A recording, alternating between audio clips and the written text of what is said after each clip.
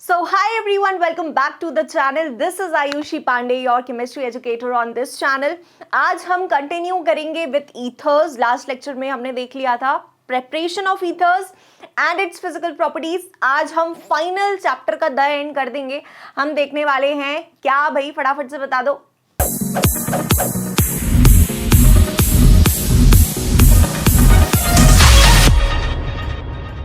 Chemical properties of ethers. Last chemical properties of ethers में हमें सिर्फ और सिर्फ दो चीजें पढ़नी है. First is on the basis of cleavage of the CO bond.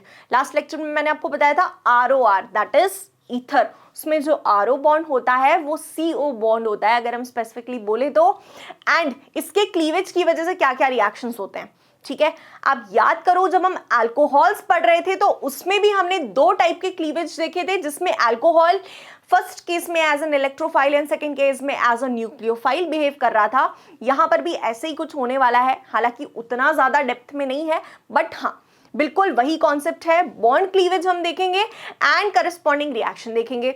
और सेकेंड है इलेक्ट्रोफिलिक सब्स्टिट्यूशन रिएक्शन, जिसमें हम देखेंगे हैलोजनेशन, फ्रीडल-क्राफ्ट्स रिएक्शन और फाइनली नाइट्रेशन. ठीक है, तो इतना सब कुछ हमें पढ़ना है, इसके अलावा कुछ भी नहीं पढ़ना है केमिकल प्रॉपर्टीज में. तो आओ फटाफट से शुरू करते हैं. So as you can see, cleavage of CO bond in ether. अब हमें पता है कि अगर ये हमारा ईथर है ROR, तो ये जो RO बॉन्ड है दिस इज नथिंग बट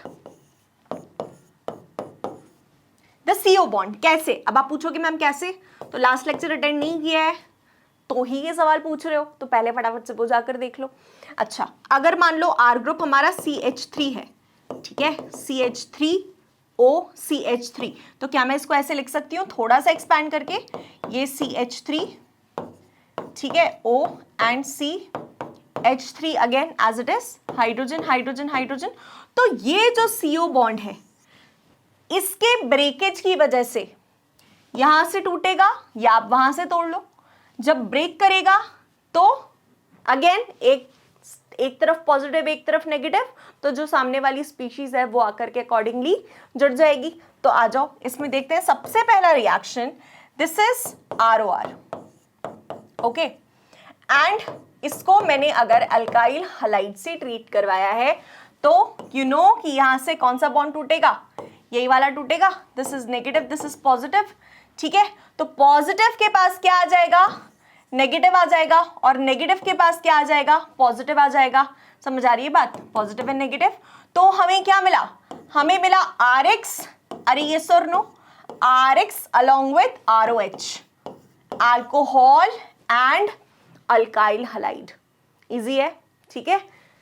तो अगर मान लो आपके सामने एक ईथर दे दिया है एंड साथ में PCl5 दे दिया है, तो हमें पता है कि जो प्रोडक्ट मिलने वाला है उसमें से एक जो है प्रोडक्ट दैट इज RX या RCl. ठीक है, इतना पहचानना सीख जाओ, आपको पूरा पूरा तो कभी देखना ही नहीं पड़ेगा, specially in case of objectives सीधे टिक लगा कर आ जाओगे. ठीक है, क्लियर बात इतनी. अच्छा, so this is about cleavage of CO bond in ether. अब हम बात करते हैं इलेक्ट्रोफिलिक सब्स्टिट्यूशन रिएक्शन की. अब इलेक्ट्रोफिलिक सब्स्टिट्यूशन रिएक्शन क्या होता है हमें बहुत अच्छे से पता है. इलेक्ट्रोफाइल क्या होता है, अगर आप फर्स्ट टाइम देख रहे हो तो बेटा इलेक्ट्रोफाइल एक पॉजिटिव स्पीशीज होती है, ठीक है. अच्छा, फर्स्ट रिएक्शन जो हमें देखना है दैट इज हैलोजनेशन. हैलोजनेशन क्या होता है, हैलोजन ऐड करते हैं. किस में ऐड करना है, ईथर में ऐड करना है. तो आ जाओ, ये मैंने ले लिया है, क्या ले लिया है भाई, फटाफट से बता दो. OCH3, CH3O and a benzene ring, मतलब दिस इज व्हाट एनिसोल. ठीक है, सबसे पहले हम हैलोजनेशन देखेंगे. सबसे पहला रिएक्शन जो देखेंगे दैट इज हैलोजनेशन, और इसमें हम क्या करने वाले हैं, इसमें हम ब्रोमीन को ऐड करने वाले हैं. मतलब जो हमारा हैलोजन है वो यहां पर क्या होगा, ब्रोमीन. ओके, तो ये मैंने क्या ले लिया है, एनिसोल ले लिया है. अच्छा, अब इसको मुझे ट्रीट करवाना है Br2, that is bromine. Bromine add करवाना है, तो of course this is halogenation, bromine add करवा रही हूं तो हमें हैलोजन ही लेना पड़ेगा, bromine, in presence of ethanoic acid. This is done in presence of ethanoic acid. अच्छा, एक चीज ध्यान रखना, ये जो OCH3 ग्रुप है जिसको हम OR ग्रुप भी बोलते हैं, जब आपने बेसिक ऑर्गेनिक केमिस्ट्री पढ़ी होगी 11th की, बेसिक प्रिंसिपल्स एंड टेक्निक्स, जिसमें आपने I group, R group, M group ये सब कुछ पढ़ा होगा, ये सर नो, इंडक्टिव इफेक्ट वगैरह, तो ये जो OR ग्रुप होता है ये होता है ऑर्थो पैरा डायरेक्टिंग। ठीक है, क्या होता है ऑर्थो पैरा डायरेक्टिंग, यानी कि इससे हमें एक हिंट मिल गई कि जो ब्रोमीन है वो जहां सब्स्टिट्यूट हो रहा है वो ऑर्थो और पैरा पोजीशन ही होने वाली है। समझ आ रही है बात? ठीक है, तो आ जाओ फटाफट से प्रोडक्ट बना लेते हैं। एज इट इज OCH3 तो एज इट इज रहेगा, और जो ब्रोमीन ऐड हुआ है ये आपका ऐड होगा एक तो ऑर्थो पोजीशन पर एंड दूसरा कहां होगा, पैरा पोजीशन पर, OCH3, एंड ये है आपकी पैरा पोजीशन। इतनी बात क्लियर है? मतलब इससे हमें समझ आ गया कि जो OCH3 ग्रुप है या OR ग्रुप है ये कैसा होता है, what is this, it is ortho para directing, मतलब जहां पर भी ऐड करेगा वो ऑर्थो और पैरा पोजीशन होगी।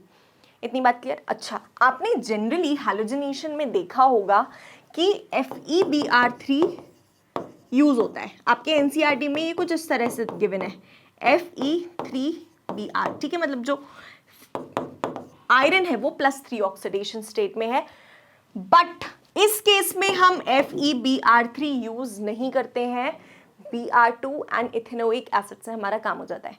समझ आ रही है बात? तो ये जो प्रोडक्ट है क्या है, इसका नाम क्या है, ऑर्थो पोजीशन पर है, so this will be ortho bromo anisole and this is para bromo anisole. समझ आ गई बात? अच्छा, ये जो पैरा ब्रोमो एनिसोल है this is what is the major product, ortho minor होता है। ठीक है, क्लियर बात है इतनी? तो this is about halogenation, electrophilic substitution reaction में हैलोजिनेशन देख लिया। अब सेकंड जो देखेंगे वो है Friedel Crafts reaction.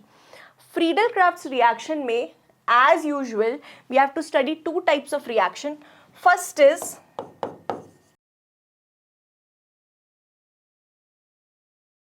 Friedel-Crafts alkylation and Friedel Crafts acylation. आ जाओ देखते हैं फटाफट से। क्या ले लिया, एनिसोल ले लिया। ठीक है, अब क्योंकि अल्काइलेशन है तो किसकी प्रेजेंस में होगा, बिकॉज इट इज अल्काइलेशन तो ये होता है CH3Cl एंड एनहाइड्रस AlCl3 के प्रेजेंस में। ठीक है, अब क्योंकि आपको पता है OCH3 ग्रुप कैसा होता है, ऑर्थो पैरा डायरेक्टिंग होता है, तो अब जो हमें प्रोडक्ट मिलने वाले हैं वो भी ऑर्थो पैरा डायरेक्टिंग मिलने वाले हैं यहाँ पर। लेकिन ऐड क्या होगा, इलेक्ट्रोफिलिक सब्स्टिट्यूशन है ना, तो ये तो नेगेटिव ये तो positive, this is the positive species, तो वही यहाँ पर अटैच हो जाएगी CH3। ठीक है, OCH3 एंड ये पैरा पोजिशन पर CH3। This is Friedel Crafts alkylation. एक इंपॉर्टेंट बात कि ये जो AlCl3 हम यूज कर रहे हैं इसका क्या रोल है, क्वेश्चन आ सकता है। तो first is it acts as a Lewis acid and second that it acts as a catalyst. और कैटलिस्ट क्या काम करता है ये आपको बहुत अच्छे से पता है। ठीक है, अब बात करते हैं एसाइलेशन की। तो ये सारे रिएक्शंस आई होप अब तक आपको रट गए होंगे यार, बिल्कुल मतलब इसमें कुछ ना पता होने की गुंजाइश तो बचती ही नहीं है। हमने ले लिया ईथर एनिसोल, इसमें ऐड करवा रहे हैं अब CH3Cl की जगह CH3COCl। Okay, CH3COCl, this is negative, this is positive. Halogen के आगे कोई टक्कर में नहीं है कि नेगेटिव बन जाए। ठीक है, OCl। अच्छा, और अगेन एनहाइड्रस AlCl3 हम ले लेते हैं। अब again same ortho para directing group मिलेगा, OCH3 यहां पर है और COCl CH3CO, तो Cl यहां से टूट गया तो यहां पर क्या मिला COCH3, CH3CO मत लिख के आ जाना। बॉन्ड कहाँ से टूट रहा है, ऑक्सीजन वाला बॉन्ड टूट रहा है, यहां से बॉन्ड टूट रहा है, तो COCH3। समझ आ रही है बात? इसको देख लो, स्ट्रक्चर इसका कुछ ऐसा होता है, CH3 C double bond O Cl। क्यों? एसिड पता है ना, एसिड क्या होता है, CH3 C double O and OH। तो ये OH को निकालकर हम Cl ले आते हैं, तो ये बन जाता है acid derivative. What is it? Acid derivative, acid chloride. ठीक है, यहां से बॉन्ड टूटेगा तो कार्बन ही तो ज्वाइन होगा, COCH3 ऑर्थो पोजीशन पर, एंड सेम चीज होने वाली है पैरा पोजीशन पर, COCH3। अब चाहो तो इसको एक्सपैंड करके लिख सकते हो, जिसकी नीड बिल्कुल भी नहीं है। सेम यहां पर अगर ये बेंजीन रिंग है आपकी, तो C कार्बन से बॉन्ड टूट रहा है ना, तो C double bond O and CH3 OCH3, इस तरह से आप लिख सकते हो। पैरा प्रोडक्ट मैं नहीं बता रही हूँ, सिर्फ आपको एक्सप्लेन करने के लिए बताया कि आप एक्सपैंड करके भी लिख सकते हो। बॉन्ड कहाँ से टूट रहा है, कार्बन से टूट रहा है, इसीलिए कार्बन ही ज्वाइन होगा, CH3CO मत लिख के आना, गलत हो जाएगा। क्लियर बात है? इतनी समझ आ गया बिल्कुल properly. Friedel-crafts alkylation and Friedel Crafts acylation. अब जो third, this was second electrophilic substitution, और अब जो हमें थर्ड देखना है वो है, क्या था भाई, फटाफट से देख लेते हैं। It was nitration. Friedel-crafts reaction में दोनों देख लिए, अब हम पढ़ेंगे नाइट्रेशन। नाइट्रेशन में हमें पता है, अगेन हमने एनासोल लिया और इसे ट्रीट किया किसके साथ, नाइट्रेटिंग मिक्सचर के साथ। नाइट्रेटिंग मिक्सचर क्या होता है, H2SO4 एंड HNO3। ठीक है, आपको पता है नाइट्रेशन में जो इलेक्ट्रोफाइल होता है वो क्या होता है, NO2 group. Okay, so this is OCH3। Again ये जो OCH3 ग्रुप है ये ortho and para directing group है, तो OCH3 की वजह से जो NO2 इलेक्ट्रोफाइल ऐड होगा वो होगा ऑर्थो पोजीशन पर एंड पैरा पोजीशन पर, OCH3 NO2। ठीक है, नंबरिंग कर लो, 1 2 3 4 from this side or this side, either side से 1 2 3 4। so this is 2 ortho anisole, but nitrogen वाला या ये जो NO2 ग्रुप है ये कहाँ गया, कैसे नेमिंग करोगे फटाफट से देखते हैं। 2 नाइट्रो एनासोल और यहां पर क्या हो जाएगा, 4 नाइट्रो एनासोल, बस बात खत्म। अब हमेशा पता है कि जो ऑर्थो प्रोडक्ट होता है वो माइनर होता है, पैरा प्रोडक्ट क्या होता है, मेजर। समझ आ गई इतनी बात? यहां पर इस केस में भी जो ऑर्थो प्रोडक्ट है ये माइनर है और para product minor and major. That is all. बस सारी कहानी अब अपनी खत्म। तीनों रिएक्शंस देख लिए। इलेक्ट्रोफिलिक सब्स्टिट्यूशन में हमने सबसे पहला देख लिया था हैलोजनेशन, सेकेंड था Friedel-crafts reaction, both the types, and finally nitration. ठीक है, तो यहाँ पर हमारा पूरा का पूरा चैप्टर जो है अल्कोहल्स, फिनॉल्स, ईथर्स खत्म होता है। क्लियर बात है इतनी? ठीक है, अब नेक्स्ट अपन मिलते हैं अगले लेक्चर में। I hope the video was very much helpful for you. जितनी भी सारी चीज़ें आपको सब कुछ समराइज करके बता दिए, कुछ भी इसमें एक्स्ट्रा नहीं पढ़ना है आपको। वेरी श्योर कि आपको इजी लगा होगा। ईथर्स तो बहुत ही सिंपल था, अल्कोहल्स, फिनॉल्स ठीक है थोड़ा सा लेंदी है बट ईजी वो भी है ना। तो जिस तरह से हम पढ़ रहे हैं आई एम वेरी श्योर कि आपको कुछ भी रटने की जरूरत नहीं पड़ रही होगी। ठीक है, चलो तो दैट इज ऑल आज के लेक्चर के लिए। मिलते हैं अगले सेशन में। Thank you so much everyone.